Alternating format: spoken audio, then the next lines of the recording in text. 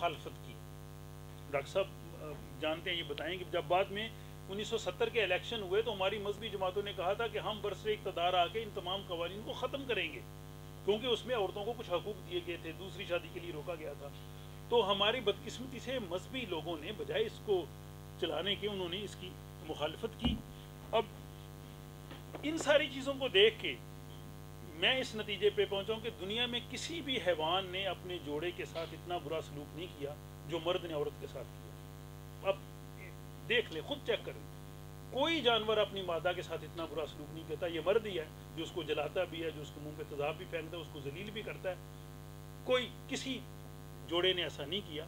और फिर ये भी मशहूर है कि औरत में जो है नहुसत है, या फिर मर्द जो है वो औरत से अफजल है, उसकी सुपेरियरिटी है, या फिर औरत में सलाहियतें कम होती हैं, मर्द में जो ज़्यादा सलाहियतें हैं, या औरत जो है वो नाक़िसुल अक़ल है, इतना तो सारी कहते हैं, या फिर औरत जो है वो फितने का बायस है, या फिर खामद को हक है कि वो अपनी बीवी को मार सकता है। ये सारी चीज़ें हमारे सामने आती हैं और इस पर बड़े बड़े मजबूत दलाइल हैं।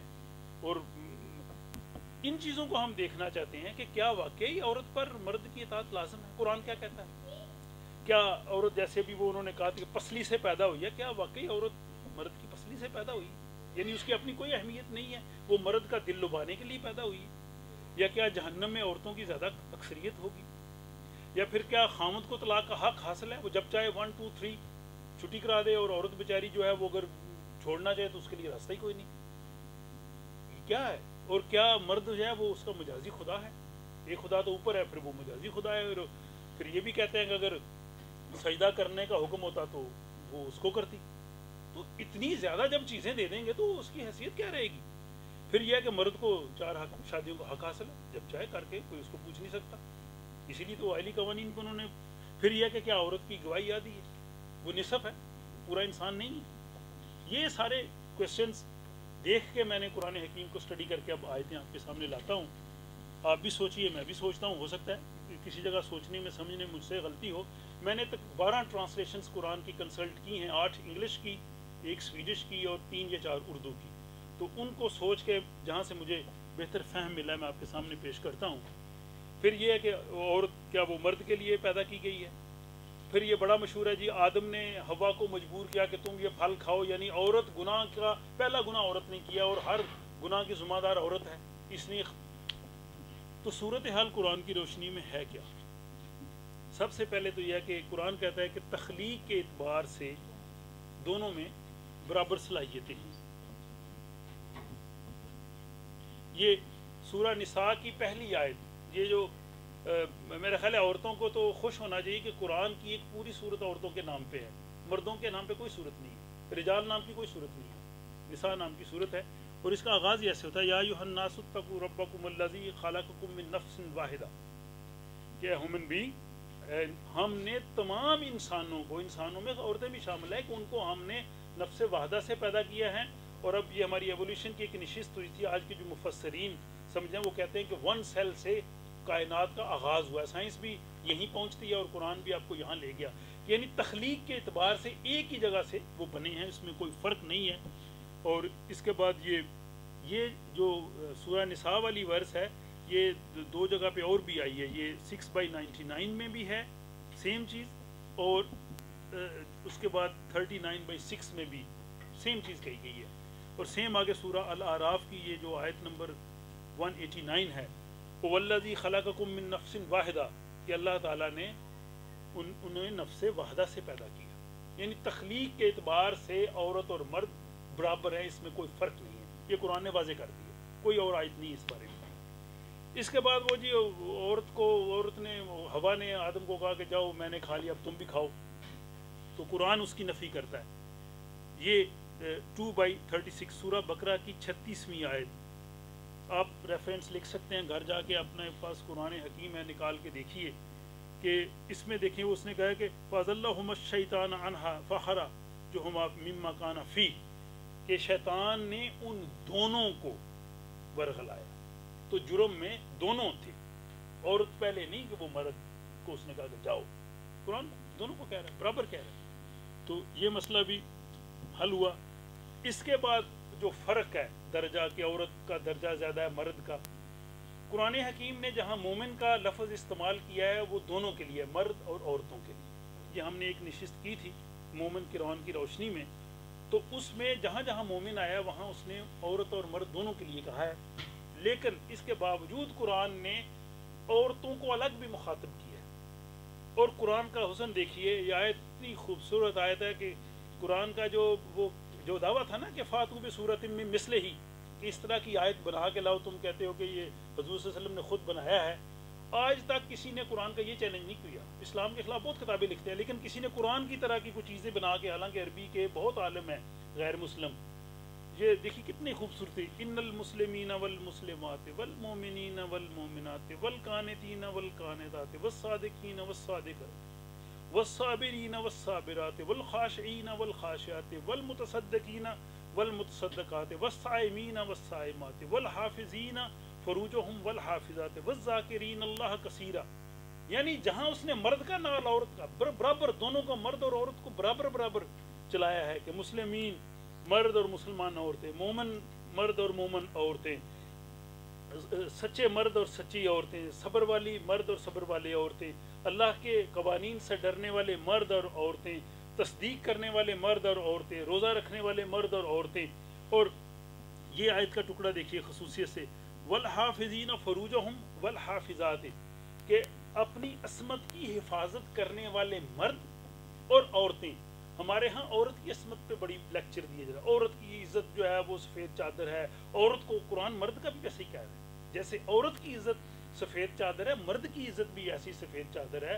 मर्द की इज्जत की भी, असमत की भी वही अहमियत है जो औरत की है।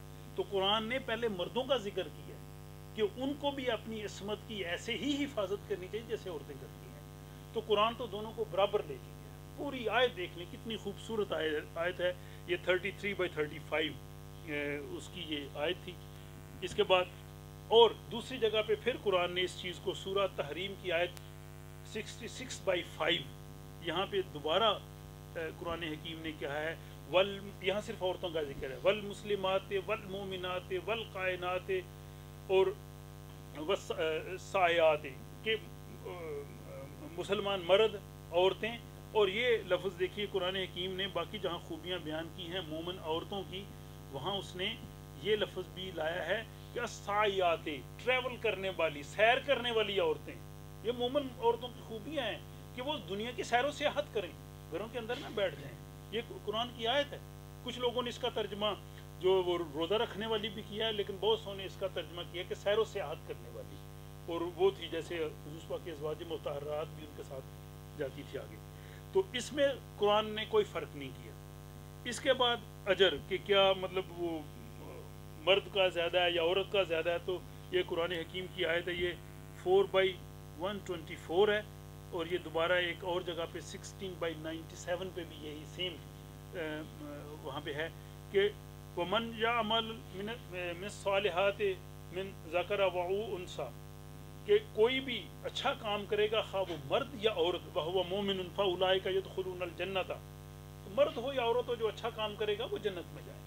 तो कुरान ने दोनों को बराबर कहा है, कोई उसमें फ़र्क नहीं किया।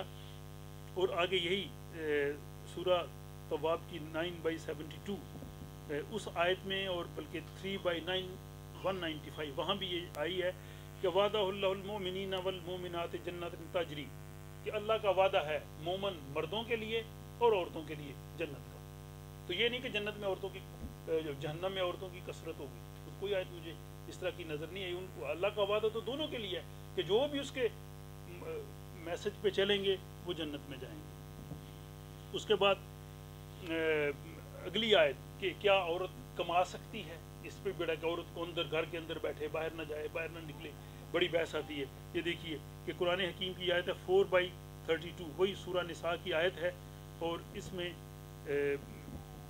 ये कि उसमें ये कहा है कि अल्लाह ताला ने बाज़ को बाज़ पे दर्जात दिए हैं, और जो कमाएँ लिर्रिजाल नसीबुम मिम्मा मक्तसबू वलिन्निसाए नसीबुम मिम्मा मक्तसबू, कि मर्द जो कमाए वो उसका हिस्सा है, औरत जो कमाए वो उसका हिस्सा है।